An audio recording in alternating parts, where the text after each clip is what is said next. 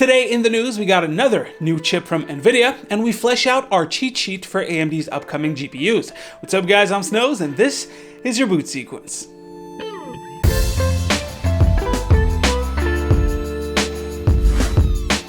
Let's get started with Nvidia.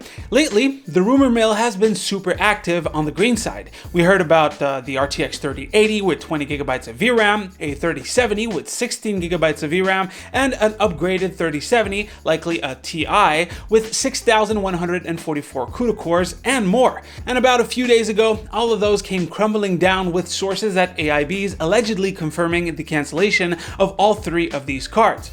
Well, it looks like another one has surfaced, another RTX 3070 Ti of sorts.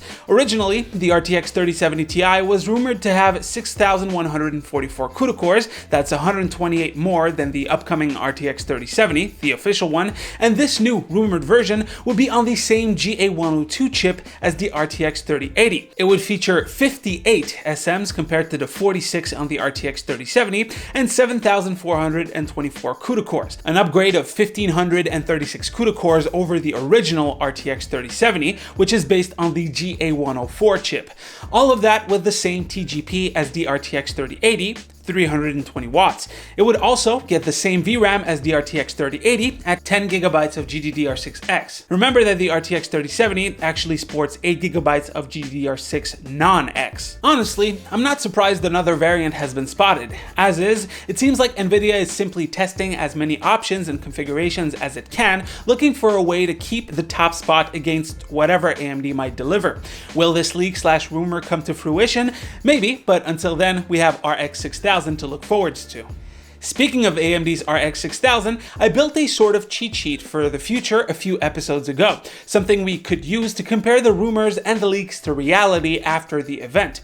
Well, we need to update it slightly since some more information came out. First, the naming scheme. According to previously known Kitty Corgi, the 6800s would have the moniker of XT and XL. Personally, I still think that it will be 6800 XT and 6800, but that's still something that we need to compare with the actual release. Next is performance. The 6800 XT, with its 72 CUs, 4608 stream processors, and clocks of around 22 to 2400 MHz, would score about 20 to 25% faster than the RTX 3080 in Firestrike Ultra 4K. Firestrike Ultra is a DX11 focused benchmark with pure raster performance. In TimeSpy Extreme 4K, the RX 6800 XT would score about the same, if not a little higher, than the RTX 3080. WCCF Texas sources show a 3% difference in favor of AMD. TimeSpy is a DirectX 12 focused benchmark. And lastly, there's Port Royale, a benchmark made for DXR or DirectX ray tracing. In that test, AMD seems a generation behind with a score similar to the RTX 2080 Ti.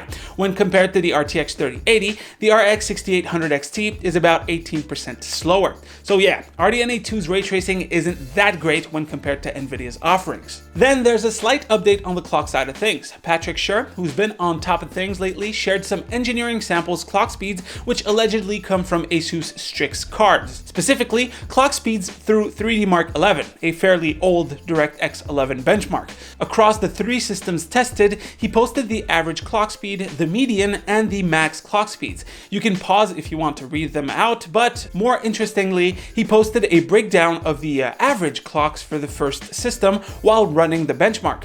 The ASUS STRIX engineering sample spent about 50% of the benchmark between 2300 and 2400 MHz, 24% of the time between 24 and 2500 MHz, and about 10% of the time above 2500 MHz. This is apparently at a TGP of 289 watts, which means it would be an overclocked card. That's some pretty insane clocks for an engineering sample. Hopefully, they don't tone it down at release. Now, with the pretty big gaps we see in frequency when we compare the reference specs to overclocked samples, what we might see at AMD's event and what would come after from not only AIBs, but also the results from independent reviewers, the clocks might be all over the place. Anyways, we're now equipped to do a proper before and after / leaks versus reality video after the event, like so many of you guys asked for.